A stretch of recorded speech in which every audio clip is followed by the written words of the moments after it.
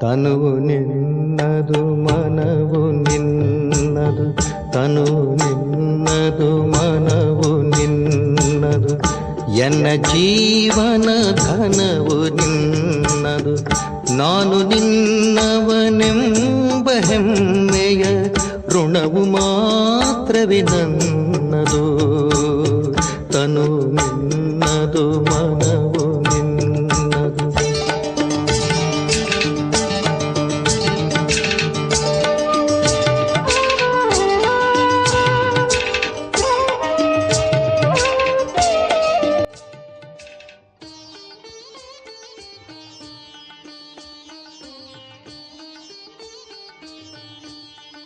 ಓಂ ಶಾಂತಿ.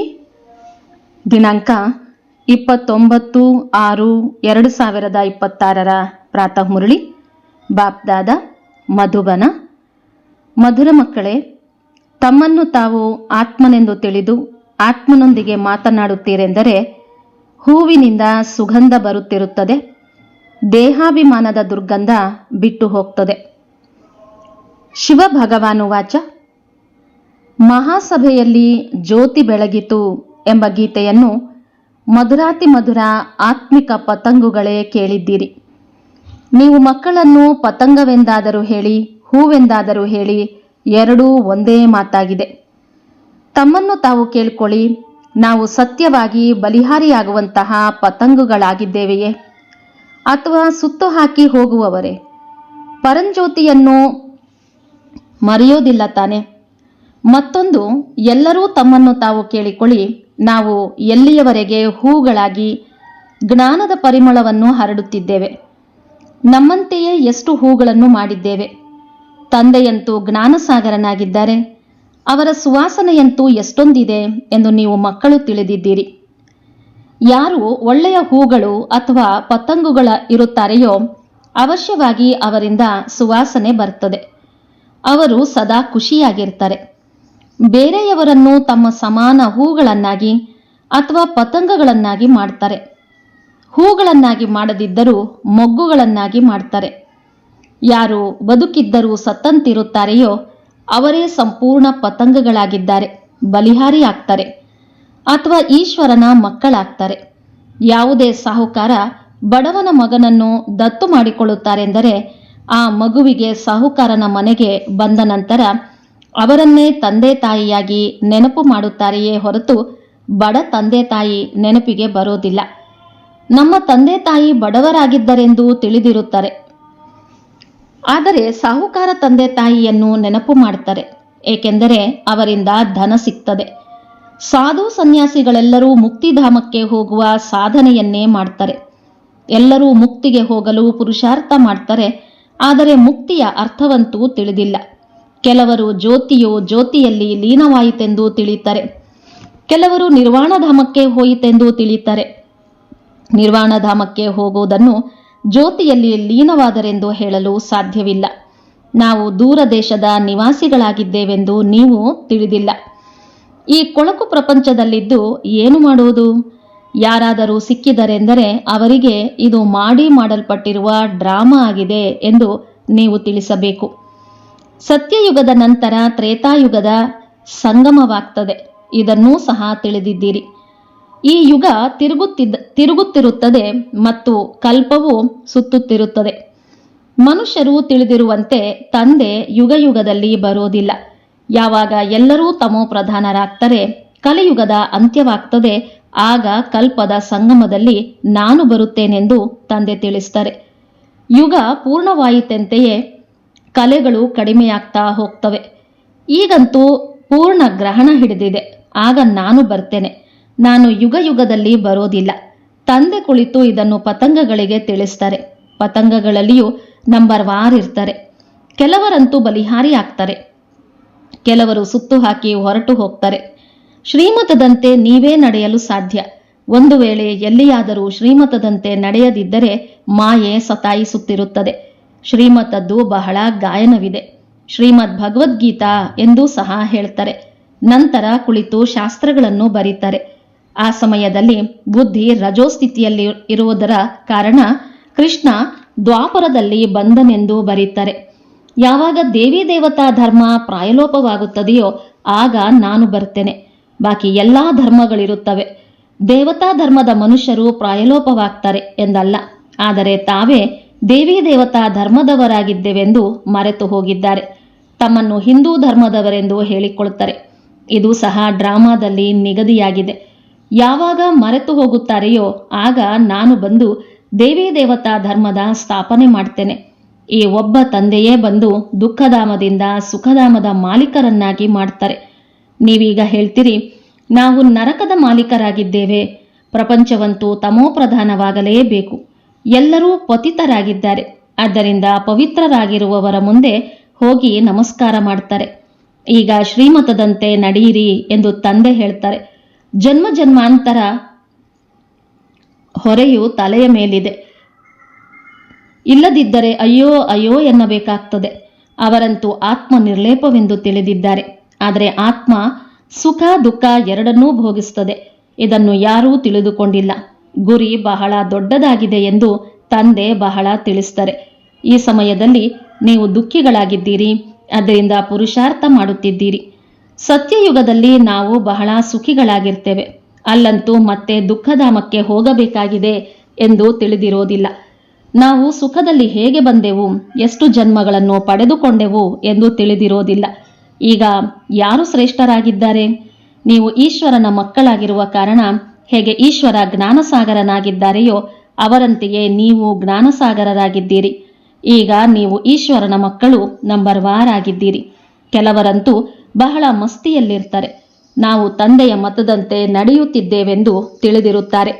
ತಂದೆಯ ಮತದಂತೆ ಎಷ್ಟು ನಡೆಯುತ್ತೀರೋ ಅಷ್ಟೇ ಶ್ರೇಷ್ಠರಾಗ್ತೀರಿ. ತಂದೆ ಎದುರಿನಲ್ಲಿ ಕುಳಿತು ಮಕ್ಕಳಿಗೆ ತಿಳಿಸ್ತಾರೆ, ಮಕ್ಕಳೇ, ದೇಹಾಭಿಮಾನ ಬಿಟ್ಟು ದೇಹಿ ಅಭಿಮಾನಿಯಾಗಿ ನಿರಂತರ ನೆನಪು ಮಾಡಿ. ತಂದೆಯಂತೂ ಸದಾ ಸುಖದಾತನಾಗಿದ್ದಾರೆ. ತಂದೆಯೇ ದುಃಖವನ್ನೂ ಕೊಡ್ತಾರೆ ಎಂದಲ್ಲ. ತಂದೆ ಎಂದೂ ದುಃಖವನ್ನು ಕೊಡೋದಿಲ್ಲ. ಮಕ್ಕಳು ತಪ್ಪು ನಡವಳಿಕೆಗಳಿಂದ ದುಃಖ ಪಡೀತಾರೆ. ತಂದೆ ದುಃಖವನ್ನು ಕೊಡಲು ಸಾಧ್ಯವಿಲ್ಲ. ಹೇ ಭಗವಂತ, ಮಗುವನ್ನು ಕೊಡು, ಕುಲದ ವೃದ್ಧಿಯಾಗ್ತದೆ ಎಂದು ಭಗವಂತನನ್ನು ಕೇಳ್ತಾರೆ. ಮಗುವನ್ನು ಬಹಳ ಪ್ರೀತಿ ಮಾಡ್ತಾರೆ. ಬಾಕಿ ದುಃಖವಂತೂ ತಮ್ಮ ಕರ್ಮದನುಸಾರವಾಗಿಯೇ ಪಡೆಯುತ್ತಾರೆ. ತಂದೆ ದುಃಖವನ್ನು ಕೊಡಲು ಸಾಧ್ಯವಿಲ್ಲ. ಹೇ ಭಗವಂತ, ಮಗುವನ್ನು ಕೊಡು, ಕುಲದ ವೃದ್ಧಿಯಾಗ್ತದೆ ಎಂದು ಭಗವಂತನನ್ನು ಕೇಳ್ತಾರೆ. ಮಗುವನ್ನು ಬಹಳ ಪ್ರೀತಿ ಮಾಡ್ತಾರೆ. ಬಾಕಿ ದುಃಖವಂತೂ ತಮ್ಮ ಕರ್ಮದನುಸಾರವಾಗಿಯೇ ಪಡೀತಾರೆ.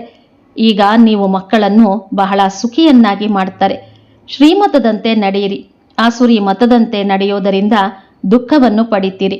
ಮಕ್ಕಳೇ, ತಂದೆ ಅಥವಾ ಶಿಕ್ಷಕ ಅಥವಾ ದೊಡ್ಡವರ ಆಜ್ಞೆಯನುಸಾರ ನಡೆಯದೇ ಇರೋದರಿಂದ ದುಃಖಿಗಳಾಗ್ತಾರೆ.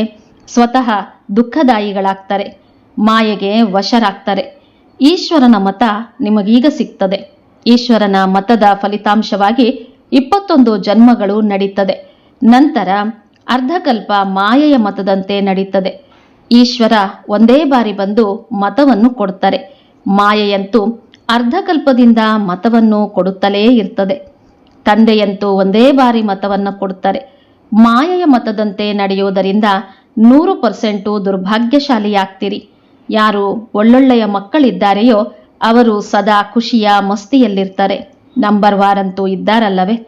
ಪತಂಗಗಳು ಕೆಲವರಂತೂ ತಂದೆಯ ಮಕ್ಕಳಾಗಿ ಶ್ರೀಮತದಂತೆ ನಡೀತಾರೆ. ಬಡವರೇ ತಮ್ಮ ಲೆಕ್ಕವನ್ನು ಬರೀತಾರೆ.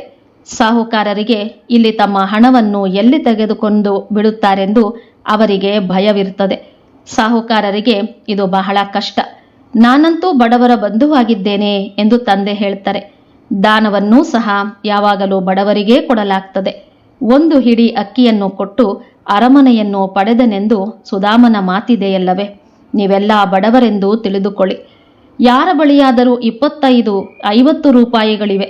ಅದರಿಂದ 20-25 ಪೈಸೆ ಕೊಡ್ತಾರೆ.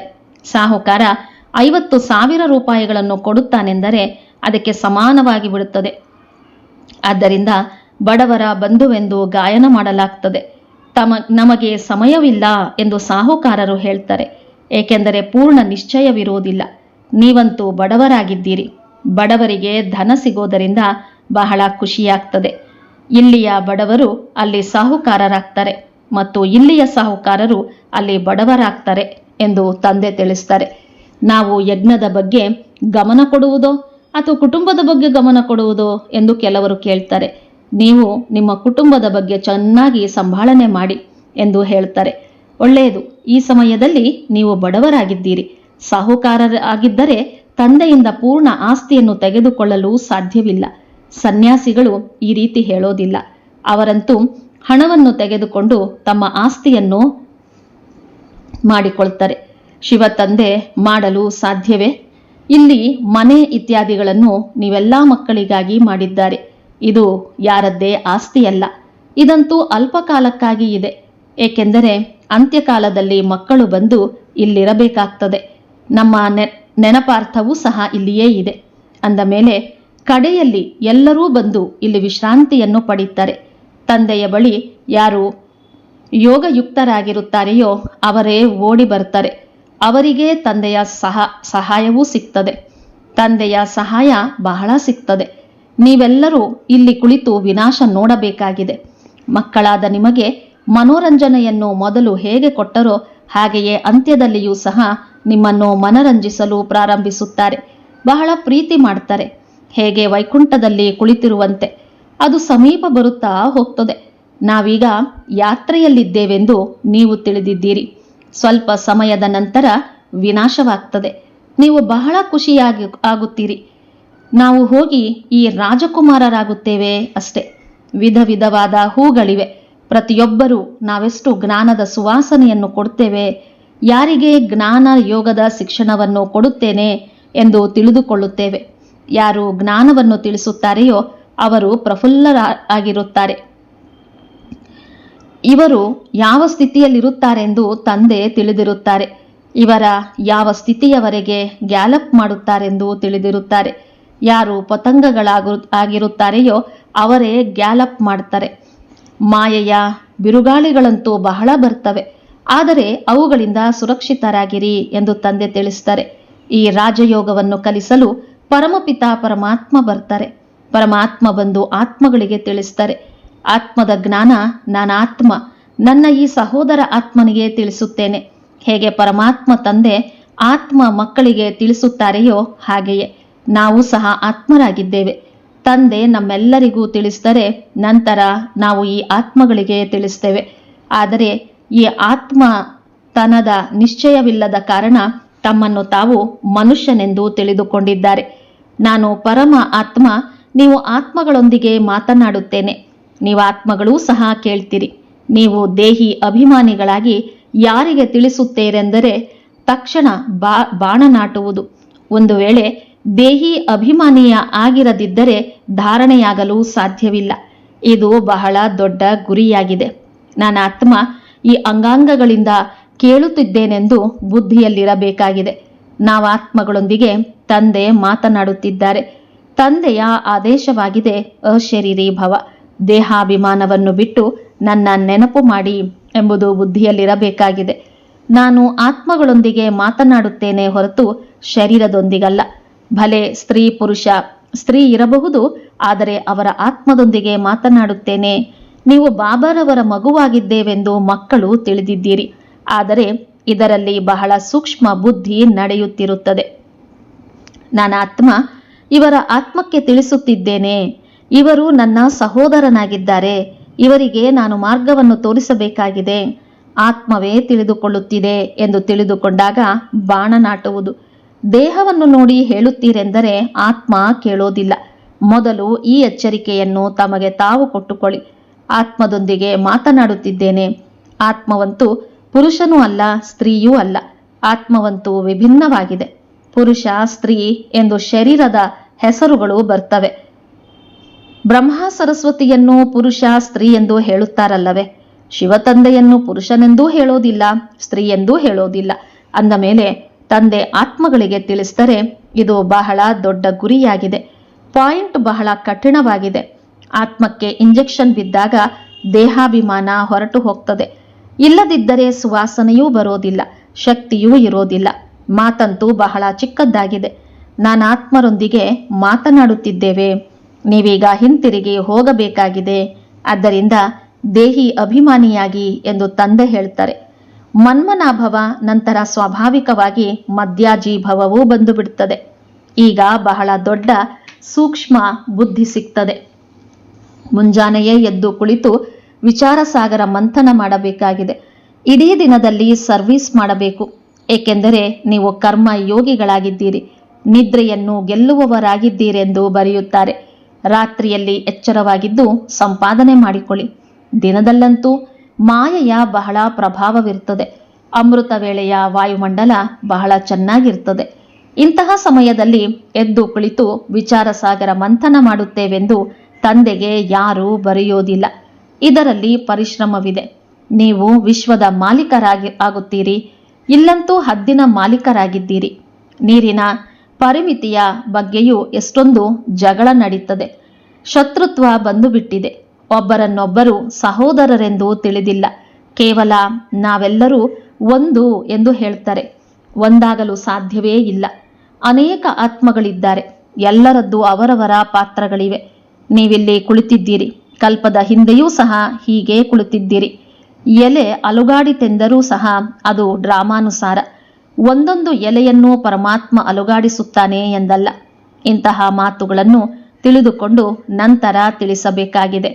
ಪ್ರತಿಯೊಬ್ಬರೂ ನಾವು ಪತಂಗಗಳಾಗಿದ್ದೇವೆಯೇ ಅಥವಾ ಇಲ್ಲವೇ ಎಂದು ತಿಳಿದುಕೊಳ್ಳಬಹುದು. ನಾವು ತಂದೆಯ ಮತದಂತೆಯೇ ನಡೆಯುತ್ತಿರುತ್ತೇವೆ. ವ್ಯರ್ಥ ಮಾತುಗಳನ್ನು ಮಾತನಾಡೋದಿಲ್ಲ. ನಮ್ಮ ಹಣವಂತೂ ಪಾಪದ ಕಡೆ ಹೋಗುತ್ತಿಲ್ಲಷ್ಟೇ. ಒಳ್ಳೆಯದು. ಮಧುರಾತಿ ಮಧುರ ಅಗಲಿ ಹೋಗಿ ಮರಳಿ ಸಿಕ್ಕಿರುವ ಮಕ್ಕಳ ಪ್ರತಿ ಮಾತಾಪಿತಾ ಬಾಪ್ದಾದರವರ ನೆನಪು, ಪ್ರೀತಿ ಹಾಗೂ ಸುಪ್ರಭಾತ. ಆತ್ಮಿಕ ತಂದೆಯ ಆತ್ಮಿಕ ಮಕ್ಕಳಿಗೆ ನಮಸ್ತೆ. ಆತ್ಮಿಕ ಮಕ್ಕಳ ಆತ್ಮಿಕ ತಂದೆಗೆ ನಮಸ್ತೆ, ನಮಸ್ತೆ, ನಮಸ್ತೆ. ಧಾರಣೆಗಾಗಿ ಮುಖ್ಯಾಂಶಗಳು. ಸ್ವಯಂ ತಮ್ಮನ್ನು ಆತ್ಮನೆಂದು ತಿಳಿದು ಆತ್ಮನೊಂದಿಗೆ ಮಾತನಾಡಬೇಕಾಗಿದೆ. ದೇಹಿ ಅಭಿಮಾನಿಯಾಗಿ ಹೇಳುವ ಕೇಳುವುದರಿಂದ ಚೆನ್ನಾಗಿ ಧಾರಣೆಯಾಗ್ತದೆ. ನಿದ್ರೆಯನ್ನು ಗೆಲ್ಲುವಂಥವರಾಗಿ ರಾತ್ರಿಯಲ್ಲಿ ಎಚ್ಚರವಾಗಿದ್ದು ಸಂಪಾದನೆ ಮಾಡಿಕೊಳ್ಳಬೇಕಾಗಿದೆ. ವಿಚಾರ ಸಾಗರ ಮಂಥನ ಮಾಡಬೇಕಾಗಿದೆ. ಯಾವುದೇ ವ್ಯರ್ಥ ಮಾತುಗಳಲ್ಲಿ ತಮ್ಮ ಸಮಯವನ್ನು ವ್ಯರ್ಥ ಮಾಡಬಾರದು. ವರದಾನ: ತಪಸ್ಸಿನ ಮೂಲಕ ತಮ್ಮ ವಿಕರ್ಮಗಳ ಅಥವಾ ತಮೋಗುಣದ ಸಂಸ್ಕಾರವನ್ನು ಭಸ್ಮಗೊಳಿಸುವಂತಹ ತಪಸ್ವಿ ಮೂರ್ತಿ ಭವ.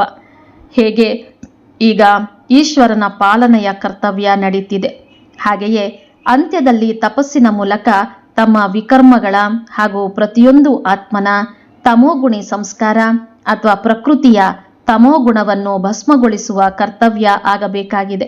ಇದಕ್ಕಾಗಿ ಸದಾ ಏಕರಸ ಸ್ಥಿತಿಯ ಆಸನದಲ್ಲಿ ಕುಳಿತುಕೊಂಡು ತಮ್ಮ ತಪಸ್ವಿ ರೂಪವನ್ನು ಪ್ರತ್ಯಕ್ಷಗೊಳಿಸಿರಿ. ತಮ್ಮ ಪ್ರತಿಯೊಂದು ಕರ್ಮೇಂದ್ರಿಯದಿಂದ ದೇಹಾಭಿಮಾನದ ತ್ಯಾಗ ಹಾಗೂ ಆತ್ಮಾಭಿಮಾನಿಯಾಗುವ ತಪಸ್ಸು ಪ್ರತ್ಯಕ್ಷ ರೂಪದಲ್ಲಿ ಕಾಣಿಸಲಿ. ಸುವಾಕ್ಯ: ಸಂಸ್ಕಾರಗಳ ಘರ್ಷಣೆಯಿಂದ ಪಾರಾಗುವುದಕ್ಕಾಗಿ ಬಾಲಕ ಹಾಗೂ ಮಾಲೀಕತ್ವದ ಸಮತೋಲನೆಯನ್ನಿಡಿ. ಅವ್ಯಕ್ತ ಸೂಚನೆ: ಸದಾ ಹರ್ಷಿತರಾಗಿರಲು ತಮ್ಮ ಸ್ವಭಾವವನ್ನು ಸರಳ ಮಾಡಿಕೊಳ್ಳಿ. ಸಹನಶೀಲರಾಗಿ. ತಂದೆಯನ್ನು ಭೋಲಾನಾಥನೆಂದು ಹೇಳ್ತಾರೆ, ಆದರೆ ಎದುರಿಸಲು ಸಾಧ್ಯವಿಲ್ಲದಷ್ಟು ಭೋಲಾವಲ್ಲ. ಭೋಲಾನಾಥನ ಜೊತೆ ಸರ್ವಶಕ್ತಿವಂತನೂ ಆಗಿದ್ದಾರೆ. ನೀವು ಸಹ ತಮ್ಮ ಶಕ್ತಿ ಸ್ವರೂಪವನ್ನು ಮರೆತು ಕೇವಲ ಭೋಲಾ ಆಗಬಾರದು. ಇಲ್ಲವೆಂದರೆ ಮಾಯೆಯ ಪೆಟ್ಟು ಬೀಳುವುದು. ಇಂತಹ ಶಕ್ತಿ ಸ್ವರೂಪರಾಗಿ ಯಾರನ್ನು ಮಾಯೆ ಎದುರಿಸುವುದಕ್ಕೆ ಮೊದಲೇ ನಮಸ್ಕಾರ ಮಾಡಲಿ. ಬಹಳ ಜಾಗರೂಕತೆ, ಎಚ್ಚರಿಕೆ, ಬುದ್ಧಿವಂತಿಕೆಯಿಂದ ಇರಿ. ಇಂದಿನ ಮುರಳಿಯ ಪ್ರಶ್ನೋತ್ತರ: ತಮ್ಮ ಸುವಾಸನೆಯನ್ನು 4 ಕಡೆ ಹರಡುವಂತಹ ಸತ್ಯವಾದ ಹೂ ಅಥವಾ ಪತಂಗ ಯಾರಾಗಿದ್ದಾರೆ? ಯಾರು ಅನೇಕರನ್ನು ತಮ್ಮ ಸಮಾನ ಸುವಾಸನಾಯುಕ್ತ ಹೂವನ್ನಾಗಿ ಮಾಡುತ್ತಾರೆಯೋ ಅವರೇ ಸತ್ಯ ಹೂಗಳಾಗಿದ್ದಾರೆ. ಶ್ರೀಮತದಂತೆ ನಡೆದು ಪರಂಜ್ಯೋತಿಯ ಮೇಲೆ ಬಲಿಹಾರಿಯಾಗುವವರು, ಬದುಕಿದ್ದರೂ ಸತ್ತಂತಿರುವವರೇ ಸತ್ಯವಾದ ಪತಂಗಗಳಾಗಿದ್ದಾರೆ. ಅಂತಹ ಹೂಗಳಿಂದ ಸ್ವತಃ ಸುವಾಸನೆ 4 ಕಡೆ ಹರಡುತ್ತದೆ. ಒಳ್ಳೆಯದು. ಓಂ ಶಾಂತಿ.